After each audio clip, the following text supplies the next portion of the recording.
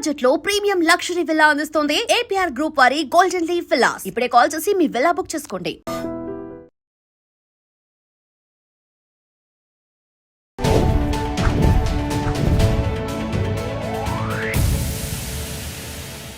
Hi hello నమస్తే, welcome back to our channel. నేను మీ వైషు. కర్మ ఈజ్ రియల్ అని అందరూ చెప్తుంటారు. ఖచ్చితంగా మనం ఏదైనా చేస్తే అదే తిరిగి వస్తుంది అని చెప్పేసి. మరి ఎలా ఎప్పుడు చెడ్డ వాళ్ళే హ్యాపీగా మంచి లైఫ్ లీడ్ చేస్తూ ఉంటారు, మంచి వాళ్ళకి అన్ని అనర్థాలు జరుగుతూ ఉంటాయి? ఈ విషయం గురించి మాట్లాడడానికి ఈరోజు నాతో పాటు డాక్టర్ హరీష్ తనేటి గారు, మోటివేషనల్ స్పీకర్. సార్తో మాట్లాడదాం. హలో సార్, నమస్తే. నమస్తే. సో మంచి వాళ్ళు ఎప్పుడు అలానే మునిగిపోతూ అలా మిగిలిపోతూ ఉంటారు, చెడ్డ వాళ్ళు ఎప్పుడు ఎదిగిపోతూ ఉంటారు. బట్ వేర్ ఇస్ దట్ కర్మ? అంటే కర్మ ఈజ్ రియల్, వచ్చేస్తుంది, కర్మ హిట్స్ యూ వెరీ బ్యాడ్లీ అని చెప్తూ ఉంటారు. ఎక్కడ పోతుంది ఆ కర్మ? ఎందుకు మంచి వాళ్ళకి అన్ని ఇట్లా చెడు పనులు జరుగుతుంటాయి, కష్టాలు జరుగుతూ ఉంటాయి?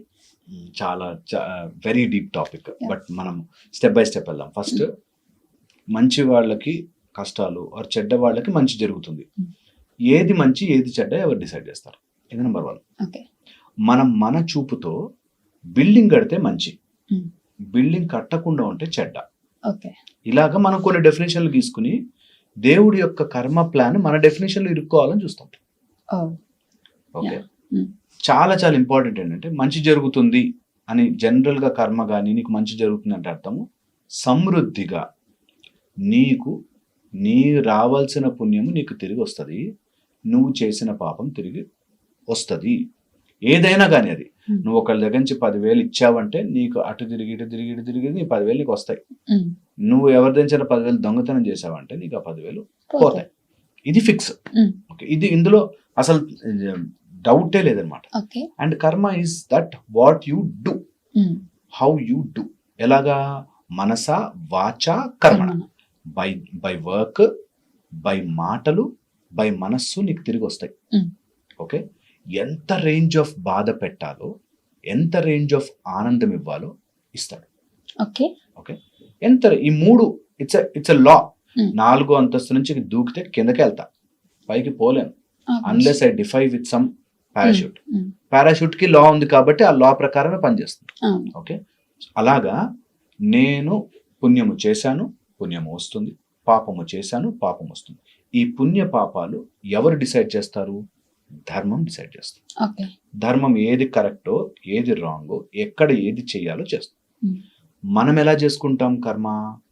ఇప్పుడు వాడెవడో బాగుపడ్డాడు, నేను కష్టంలో ఉన్నాను అనగానే నీ కర్మ మీటర్ స్టార్ట్ అయిపోతుంది. ఓకే, వాడిని చూసి ఎట్లా బాగుపడతారు వాళ్ళు అనుకున్నాను, నువ్వు మనసులో కర్మ చేస్తున్నావు. దట్ నేను బాగుపడే వాళ్ళని చూడలేను. సో నీకు తిరిగి నువ్వు బాగుపడితే చూడలేని బ్యాచ్ వస్తారు. జస్ట్ బై సింపుల్ థాట్, మనసుతో చేసింది మనసుతో మళ్ళీ. అండ్ ఎలా ఉంటుంది తెలుసా? ఒక ఆవిడ నాకు తెలుసు, ఫుల్ రిచ్, కానీ ఒంటి మీద బంగారం వేసుకోదు, డబ్బులన్నీ దాచిపెట్టేస్తుంది. ఎవరికి వాళ్ళకి తెలిస్తే దిష్టి కొడతారండి, దిష్టి తగులుతుందండి అని అన్ని లాకర్లో వేసుకుని మామూలు సింపుల్ 500, 400 మామూలు. ఎందుకు అంటే ఎవరైనా చూసి దిష్టి కొట్టేస్తారేమో. దట్స్ మానసిక రోగం. దట్స్ నిన్ను తిప్పుతాడు.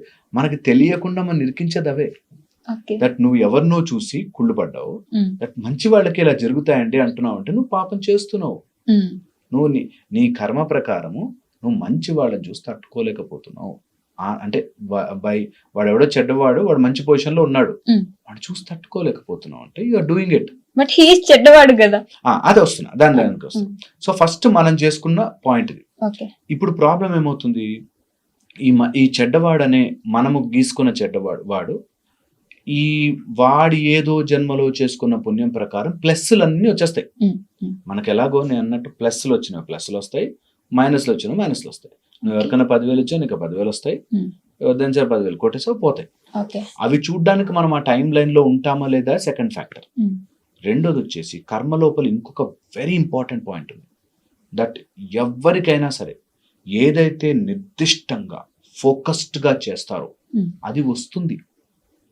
మీరు చూడండి, బ్యాడ్ పీపుల్ కూడా వాట్ దే ఆర్ డూయింగ్ అన్న దాంట్లో తొణకరు, బెదరరు, భయపడరు, ఆగరు. They believe in something and go head.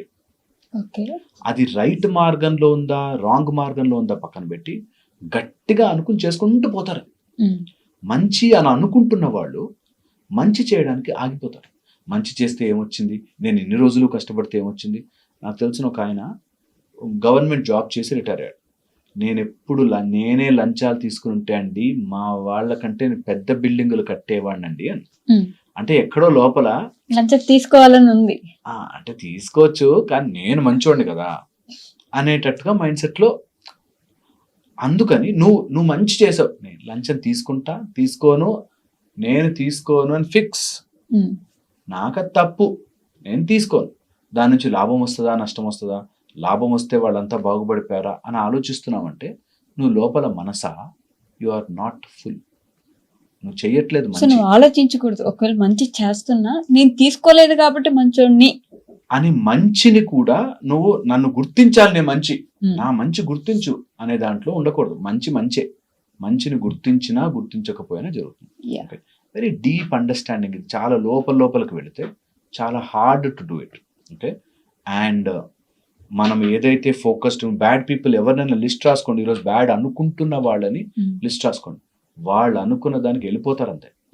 వాడు 4 తన్నులు తిన్నా, 4 బూతులు తిన్నా, వాడెవడో కింద తిట్లు తిట్టినా వాడు వెళ్ళిపోతూనే ఉంటాడు ఆ పనిలో. అందుకే వాడు ముందు నుంచుని ఎంత I have a better goal in life.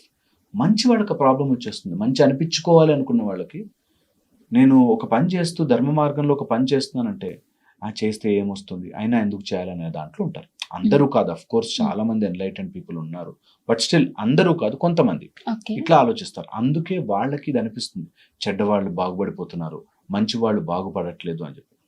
మొన్న ఈ మధ్య ఇట్లాగే ఒక అబ్బాయి వచ్చి ఈ మిడిల్ ఈస్ట్ కంట్రీస్, దుబాయ్ అవన్నీ బాగా రిచ్ కదా, మనం అంతా ఇక్కడ పూజలు చేస్తూ గుళ్ళు కట్టుకుంటాం కదా, ఇక్కడ ఏం రిచ్నెస్ ఉంది అని చెప్పి. That's how you compare wrong. Apples oranges compare చేసినట్టు రాంగ్ కంపేర్ చేసుకుంటాం. అక్కడ ఒక ఫ్యామిలీ, ఒక లైఫ్, ఒక స్ట్రక్చర్, ఒకటి ఇట్లాంటివి చాలా క్యాలిక్యులేషన్స్ వస్తాయి. కాబట్టి నా ప్యూర్ ఇంటెన్షన్ ఏంటంటే కర్మ పని చేస్తుంది, నువ్వు మధ్యలో దూరకు. అసలు నీ లెక్క కానే కాదు.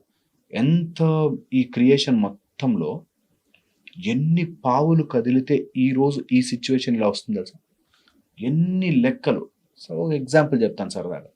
ఎవరైనా నువ్వు వస్తూ రోడ్డు మీద ఏదైనా కార్ ఇట్లా తగిలి దిగి గొడవ పడ్డారు, ఆ రోజు నీకు కార్ అట్లా తగిలించడానికి నీ టైం లైన్లో ఎన్నో మార్పులు జరిగి కరెక్ట్గా నీకు ఎప్పుడో ఏదో జన్మలో చేసిన పాపము పండి అదట్లా వచ్చి ఆ రోజు వాడికి కూడా అలాంటి మాటలు అనాల్సిన టైం వచ్చి వాడు అలా దిగుతాడు. ఇది చూస్తూ నించున్న వాళ్ళు, అక్కడ చూస్తూ ఇది తప్పు అని తెలిసి చూస్తూ నించున్న వాళ్ళు, దానివల్ల రోడ్డు మీద క్రియేట్ చేసిన ప్రాబ్లం, దానివల్ల వాళ్ళు జామ్ చేసినట్ట అందరు అక్కడ ఉన్న సీన్లో వాళ్ళందరూ కలవాలి, అప్పుడు కానీ ఆ కర్మ పండదు. So it's a beautiful mechanism. అంటే మనం ఇప్పుడు చేసే పనికి ఏదో ఒక జన్మలో ఫలితం వస్తుంది. అబ్సల్యూట్లీ, క్షణము క్షణం. అండ్ అది చేసి చూసుకోవాలి. The problem with this is మనం ప్రూవ్ చేయలేమనుకుంటాం, కానీ ఒక్కసారి ధ్యానంలోకి వెళ్ళిపోవాలి. వెళితే ఈ సీన్ కనిపించినప్పుడు గగ్గుడు పడుస్తుంది వాళ్ళు, ఏంటో వాట్ ఇస్ దిస్ అనిపిస్తుంది. అంత బ్యూటిఫుల్ ఉంటుంది. బట్ పీపుల్ ఆర్ లైక్ ఇప్పుడు జరిగిన దానికి ఇప్పుడు యాక్షన్ లేకపోతే ఎప్పుడో జరిగేదానికోసం ఇప్పటి నుంచి మేము ఎందుకు అంత మంచి చేసుకుంటూ పోతాం. ట్రూ, ఇదే పాయింట్. నీకు రిజల్ట్ లేదు కాబట్టి నేను మంచి చేయను, అది బిజినెస్ అయిపోయింది కదా. అప్పుడు మీరు చెడ్డ వాళ్ళు కూడా ఏమన్నారు ఇందాక, వాడు చేసేది చెడ్డ పని అయినా వాడు ఒక లక్ష్యం పెట్టుకున్నాడు వెళ్ళిపోతాం అంతే. అది చెడ్డ పని కదా, వాడిని చూసి కోపం వస్తుంది కదా. చెడ్డ పని మంచి పని నో డౌట్, చెడ్డ పనికి రిజల్ట్ వస్తుంది వాడికి. మనం చూసే టైం లైన్ లో ఉండం అంతే, మనము చూడాలని రాసే టైం లైన్ లో ఉండం. సో ప్రాబ్లం ఏంటంటే ఇది చెడ్డ పని ఇది మంచి పని పక్కన పెట్టి నేను అనుకున్నది నాకు తెలిసిన జ్ఞానంలో ధార్మిక మార్గంలో ముందుకెళ్ళు. You can never judge that. నువ్వు ఎప్పుడు కూడా యూ కెన్ నెవర్ సే అది మంచా చెడ అనేది చెప్పలేము.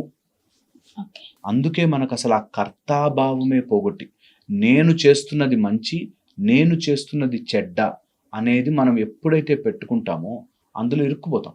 నేను ధర్మంలో ఉన్నానా లేదా అని చూసుకోవాలి. రైటియస్నెస్ ఇందులో కరెక్ట్ ఏంటి, వాడెవడో తప్పు చేస్తున్నాడు వీడెవడో తప్పు చేస్తున్నాడు, వాడు తప్పు చేస్తున్నాడు కదా నేను తప్పు చేస్తా అనే దాంట్లో పడకూడదు. అదే నీకు ధర్మం టెస్ట్ చేసే విధానం. ఓకే, సో ఇప్పుడు మీరు అన్న క్వశ్చన్ ప్రకారం వాడు చెడ్డే కదా, ఎంతైనా చెడ్డ పని చేస్తున్నాడు కదా, చెడ్డ పని చేస్తున్న వాడికి రిజల్ట్ ఎప్పుడు వస్తే ఏంటి అంటున్నావు. ఇప్పుడు వాడు అనుభవిస్తున్న మంచి అంతా ఏదో జన్మలో చేసుకున్న పుణ్యం వల్ల ఆ పొజిషన్కి వచ్చాడు. ఆ పుణ్యములో ఉండగా హిజ్ మైండ్ విల్ సే కొంత తప్పులు చేయి ఏం కాదు, లంచం తీసుకో ఏం కాదు, లేకపోతే వాడు ముంచేయి అది కబ్జా చేసేయి అని చెప్తుంది మైండ్. అలాంటప్పుడు కూడా వాడు ధర్మం పట్టుకోకుండా నేను మొండిగా ఉన్నాను వెళ్ళిపోతాను, నీకు వస్తాయి, వాటితో పాటు బై ప్రోడక్ట్ కూడా వస్తుంది. ఏ జన్మకైనా అది వచ్చే జన్మ అని కూడా చెప్పలేము తెలుసా. కరెక్ట్ గా అలా తిరుగుతుంది చక్రం, నీకు అన్ని మ్యాచ్ అయ్యే ప్లానెట్ ఉంటే తక్కువ తిరుగుతుంది. ఏ జన్మ అన్నది మనము హ్యూమన్ మైండ్ తో క్యాలిక్యులేట్ చెయ్యలేము. మన మైండ్, హ్యూమన్ మైండ్ ఎంత ఫ్రెజైల్, ఎంత చిన్న మైండ్ తెలుసా హ్యూమన్ మైండ్. నేను ఎప్పుడు చెప్తుంటా ఎగ్జాంపుల్, ట్రాఫిక్ ఎక్కువ ఉందండి, ఫ్లైఓవర్లు కడదాం అన్నారు. ఏం తెలివి, ఫ్లైఓవర్ కడితే అసలు సిగ్నల్ దగ్గర రాకుండా అలా వెళ్ళిపోవచ్చు అనుకున్నాను.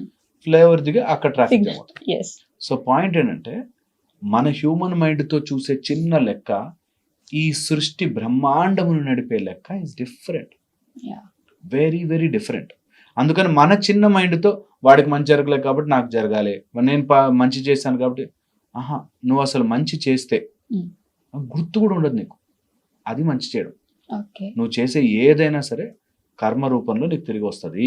ఫర్ ఎగ్జాంపుల్ మహాభారతంలో కురుక్షేత్రం తీసుకుంటే పాండవులు ఆర్ ద బెస్ట్, వాళ్ళు మంచాలు, ఫస్ట్ నుంచి మంచాలు, కానీ మొత్తం పడినంత కష్టాలే కదా.